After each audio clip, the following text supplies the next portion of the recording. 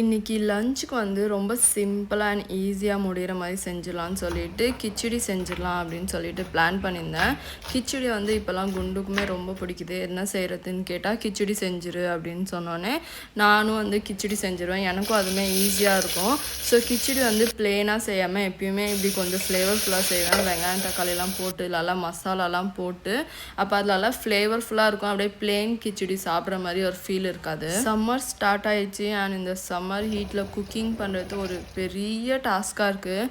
Already அந்த summer சூடு வந்து வெயில் அப்படியே ஒரு மாதிரி கசகசன்னு ஆகுது.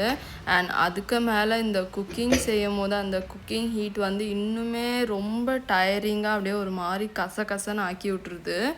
அண்ட் சாப்பாடெலாம் செஞ்சு முடிச்சுட்டு ரொம்ப சூடாக இருந்துச்சா, ஸோ வாட்டர்மெலன் ஜூஸ் வந்து ஆல்ரெடி ஃப்ரிட்ஜில் போட்டு வச்சுருந்தேன். ஸோ அதை எடுத்து நல்லா குடிச்சிட்டு கொஞ்சம் நல்லா ரிஃப்ரெஷ் ஆகிட்டு, அதுக்கப்புறமா சாப்பாடு செஞ்சு வச்சுருந்தது எல்லாமே எடுத்து லஞ்ச் பாக்ஸில் எல்லாமே ரெடி பண்ணிட்டு இருந்தேன். பெங்களூரில் எப்பயுமே ஒரு சில்லான ஒரு பிளேஸ் தான் பெங்களூர். அது வந்து எப்பயுமே சில்லாகவே இருக்கும். பட் என்னன்னு தெரில, இந்த சம்மர் வந்து ரொம்ப சூடாக இருக்குது. பெங்களூர்லுமே வெயில் செம்மையாக கொளுத்தி எடுக்குது. பட் இப்போ இங்கே பெங்களூரே எப்படி இருக்குன்னா, ஊர்லலாம் எப்படி இருக்குன்னு தெரியல.